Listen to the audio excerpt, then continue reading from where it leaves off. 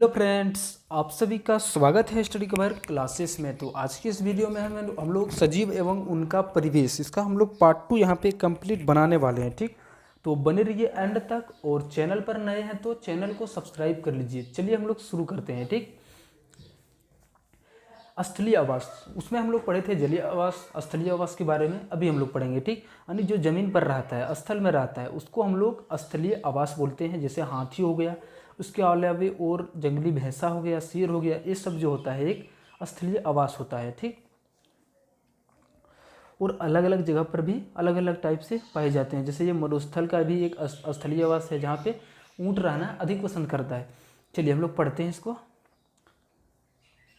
मरुस्थल में फैले बालू के कारण घास पात और पेड़ पौधे बहुत कम उगते हैं। पौधों के कुछ खास किस्में जैसे नागफनी, बबूल, खजूर के वृक्ष आदि उगते हैं। जंतुओं में ऊंट, मरुस्थलीय केकड़े, सर्प तथा मकड़ियाँ ऐसे स्थानों में पाए जाते हैं। होता मरुस्थल किसको बोलते हैं? तो जो जहाँ पे बहुत सारा जमीन ही जमीनानी बहुत बालू टाइप का भरा हुआ रहता है, तो उसको हम लोग बोलते हैं मरुस्थल जमीन। ठीक, तो वहाँ पे कौन कौन सा जीव रहना पसंद करता है? तो जैसे आपका नागफनी, बबूल, खजूर का वृक्ष, ये सब वृक्ष उगता है। और जंतुओं में ऊँट हो गया, सर्प हो गया, मकड़ियाँ, ऐसे चीज़ें वहाँ पे रहने का सर्वाइव करते हैं। ठीक, और ये मरुस्थलीय पौधा है जो इस तरीके से होता है, जो कहाँ पे मरुस्थल में उगते हैं। ठीक, पर्वतीय क्षेत्र में सघन वन होते हैं एवं ऊंचाई पर हिमपात भी होता है। इन क्षेत्रों के पौधे एवं जंतुओं की अनेक प्रकार की प्रजातियां पाई जाती है। यानी पर्वतीय क्षेत्र में क्या होता है, जहाँ पे पर्वत, बहुत सारा पहाड़ वहाड़ रहता है, तो वहाँ पे बहुत सघन चीज़ होता है। यानी वहाँ पे झाड़ी बहुत लगा हुआ रहता है। ठीक, जहाँ पे क्या होता है कि अलग अलग अनेक प्रजातियाँ पाई जाती है। चलिए अब जलीय आवास के बारे में थोड़ा सा हम लोग यहाँ पे पढ़ते हैं कि जलीय आवास यानी जिसका आवास, जिसका घर जल में हो। ठीक, इसका अर्थ यही है। जलीय आवास दो तरह के होते हैं, मृदु जल या मीठे जल वाले जल, जैसे नदी तालाब, यानी जो मीठे जल में रहता है तो उसको हम लोग नदी तालाब में देखते हैं। और नेक्स्ट है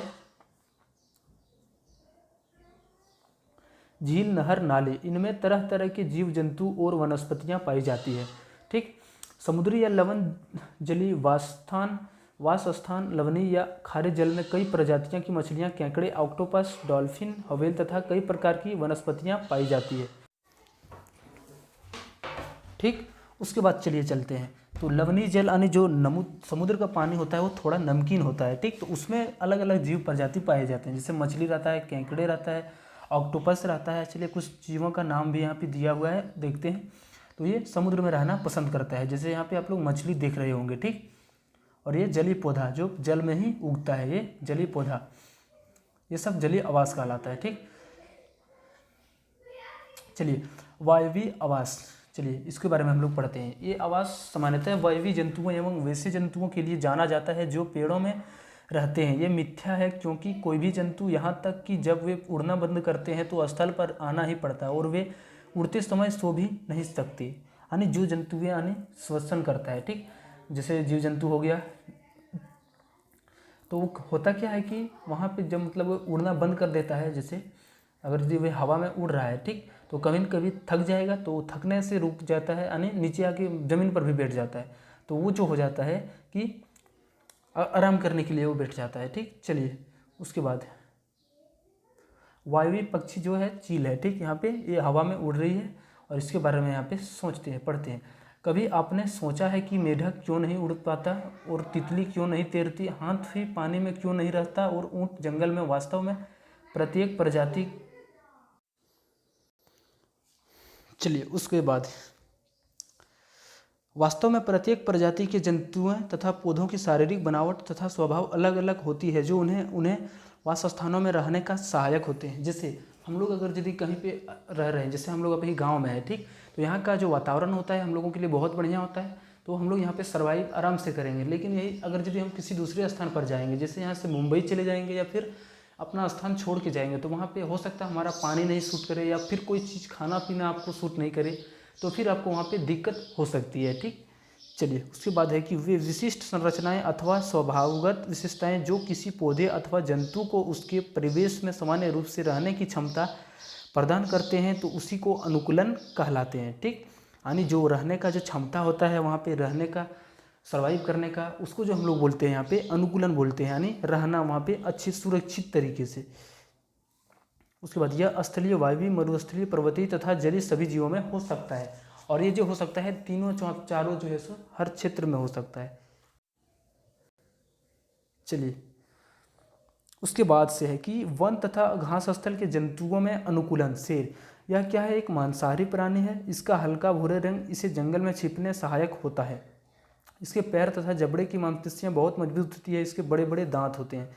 इस शेर के बारे में बोला जा रहा है। ठीक, अपने पंजे के लंबे नाखूनों को दौड़ते समय अपनी उंगलियों के अंदर खींच लेते हैं ताकि वे ना टूटे। इनकी आंखें चेहरे पर सामने की ओर होती है, इससे अपना शिकार को ठीक से देख सकें। ठीक, ये शिकार के लिए ही वैसा खड़ा भी रहता है जिससे अपना शिकार को ठीक से देख सके और शिकार पर हमला कर सके। चलिए हिरन में क्या है, तो हिरन के बारे में यहाँ पे, यह एक शाकाहारी जंतु है। ये शाक खाने वाला, यानी ये मांस नहीं खाता है।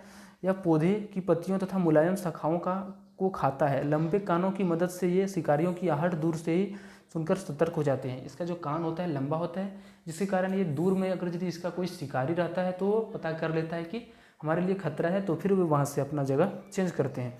इनकी पतली और लंबी टांगें इन्हें तेज गति से दौड़ने में सहायता करती है। इसका जो पैर होता है बहुत छोटा, और छोटा बोलते हैं, लंबा और क्या होता है पतला टाइप का होता है। ठीक, जिससे उसको दौड़ने में बहुत ज़्यादा हेल्पफुल होता है। उसके बाद है कि सिर के पार्श्व में स्थित आँख और लंबी गर्दन से ये सभी दिशाओं में देख सकते हैं, और ये अपना दिशा चारों दिशाओं में इस तरीके से देख सकते हैं। ठीक, चलिए उसके बाद मरुस्थलीय, यहाँ पे नेक्स्ट टॉपिक है मरुस्थलीय अनुकूलन।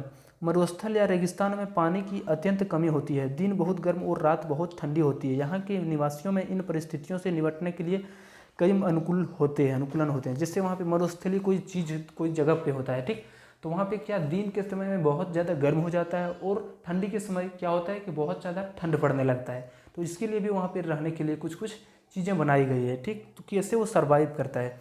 जैसे 1 नंबर में है, रेगिस्तानी सांप, चूहे एवं केकड़े गर्मी से बचने के लिए दिन के समय बालू में बनाए गए बिलों में रहते हैं, और रात को अपने भोजन की तलाश करते समय इनके पैर छोटे छोटे होते हैं जिससे आसानी से बिल में घुस सके।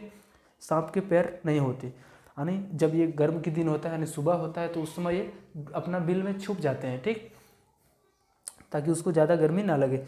नेक्स्ट 2 नंबर में, रेत पर चलने के लिए ऊँट के पैर लंबे व गद्देदार होते हैं। लंबे पैर की वजह से रेत की गर्मी से इनका शरीर कम प्रभावित होता है।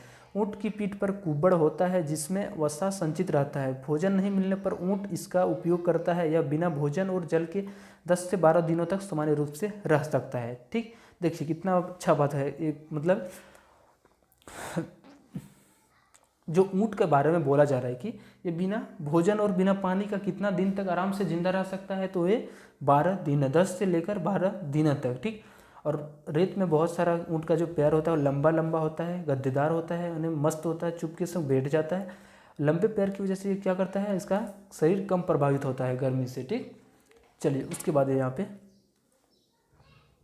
बहुत कम जल निकलता है और लगभग सूखे मल का त्याग करता है। इससे पसीना भी नहीं आता है। ऊँट की आँखों की पलकें लंबी होती है और नासाद्वार मांसल होते हैं ताकि बालू को आँख नाक के अंदर जाने से रोका जा सके।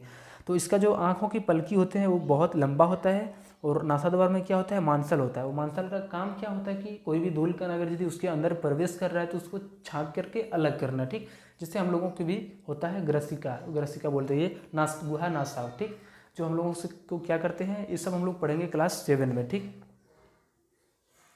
ये ऊँट की अनुकूलता किस तरीके से ये सर्वाइव करता है। ठीक, चलिए उसके बाद है यहाँ पे मरुभूमि में पाए जाने वाले पौधों में भी कई विशेषताएं होती है। जैसे यहाँ पे कैप्टस में अनुकूलता, देखिए कैप्टस का पौधा है, इनकी जड़ें मिट्टी के नीचे बहुत गहराई तक जाती है। इनका तना मोटा और मांसल होता है जिसमें जल का संचयन हो सकता है।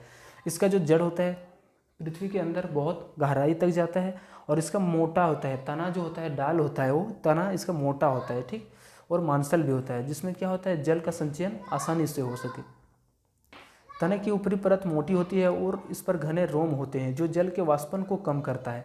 और ये क्या करता है कि जल जो वहाँ से निकलता है, अगर यदि ज़्यादा पानी आ जाता है तो क्या करता है, वाष्पित प्रक्रिया करने लगता है, तो उससे भी ये छुटकारा एक कम करवाते हैं।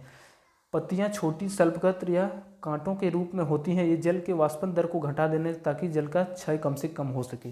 पत्तियाँ क्या होता है, बहुत कांटेदार होता है। ठीक, जिसमें कांटे की तरफ संरचना बनी होती है।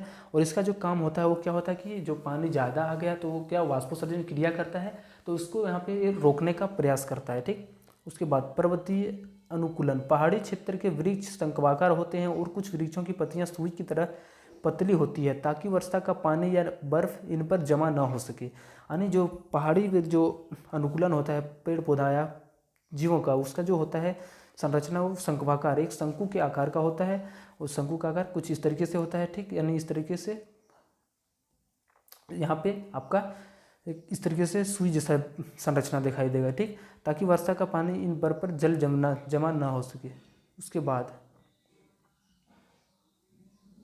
पक्षी के लिए यहाँ पे दिया गया है। ठीक,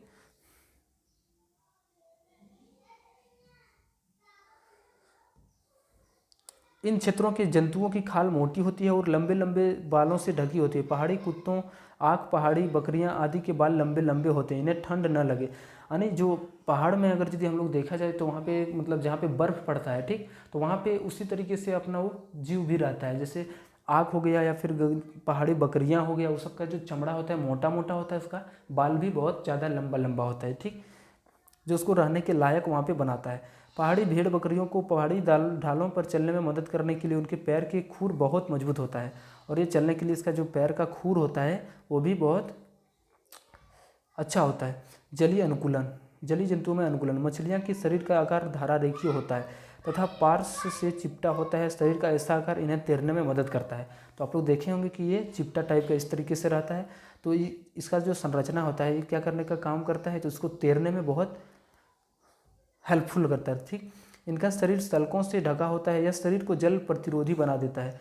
मछलियों के पंख चपटे होते हैं और गति दिशा परिवर्तन के साथ शरीर में जल और संतुलन बनाए रखने में सहायता करता है। जलीय श्वसन के लिए मछलियों में गलफड़ा होता है। ये सीधे जल से ऑक्सीजन लेते हैं और जल ही में कार्बन डाइऑक्साइड विमुक्त करते हैं। यानी ये भी जो ऑक्सीजन लेता है वो कहाँ से लेता है, तो जो पानी के अंदर घुला हुआ रहता है ऑक्सीजन, वहीं से ये मछलियाँ अपना ऑक्सीजन यानी श्वास लेता है। ठीक, और वहाँ से वे छोड़ते क्या है, तो वे कार्बन डाइऑक्साइड को रिलीज करते हैं और वे पानी में ही। ठीक, ये उसका रहा गलफड़ा, यहाँ से अपना ये श्वसन करता है। हवेल तथा डॉल्फिन में श्वसन के लिए गिल्स नहीं होते हैं। ये सिर पर तथा स्थित नासाद्वार द्वारा श्वसन करते हैं। तो ये क्या होता है, इसके लिए गिल्स नहीं होता है। किसके लिए, तो व्हेल और डॉल्फिन के लिए। ठीक, तो ये कहाँ से लेता है, नासाद्वार, नाक से ही ये सांस लेता है।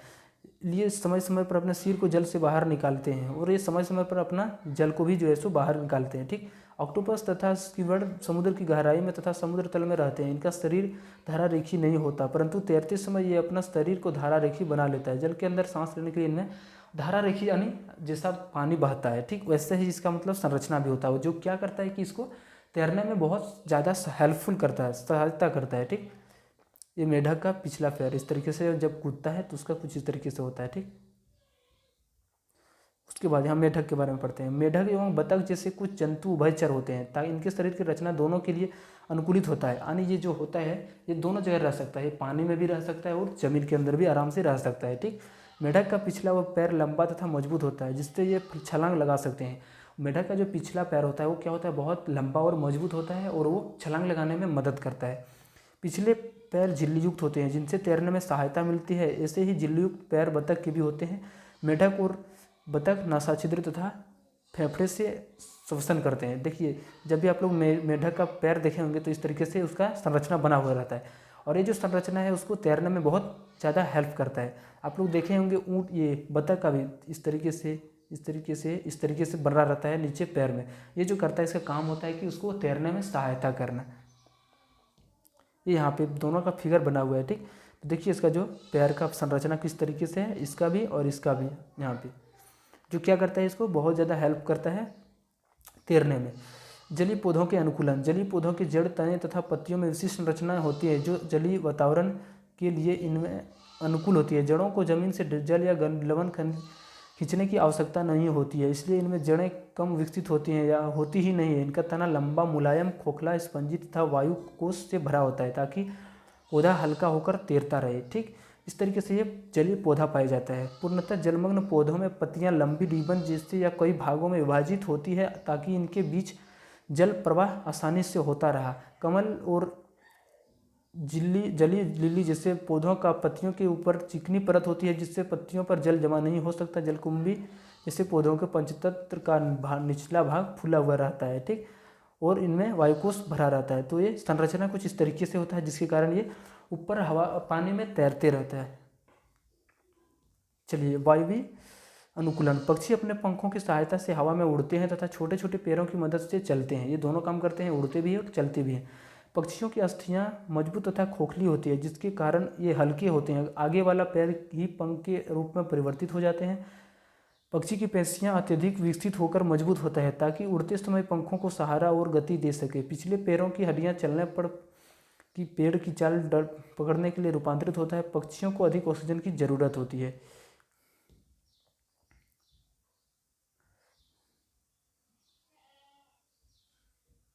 पक्षियों उसके बाद इस आवश्यकता की पूर्ति के लिए उनके शरीर में वायुकोश या वायु की थैलियाँ होती है, और जो ऑक्सीजन की आवश्यकता होती है तो उसके लिए उसके अंदर थैली भी पाया जाता है जहाँ पे वो स्टोर रहता है। वायुकोश अतिरिक्त फेफड़े की तरह कार्य करता है और एक एक्स्ट्रा इसका मतलब फेफड़ा की तरफ काम करता है, ठीक। तो यही था आप लोगों का ये पूरा चैप्टर आपका ये कंप्लीट हो गया। अगर यदि अभी तक चैनल को सब्सक्राइब नहीं की हो तो चैनल को सब्सक्राइब कर लो और दोस्तों को शेयर करो। मिलते हैं हम लोग नेक्स्ट वीडियो में। जय।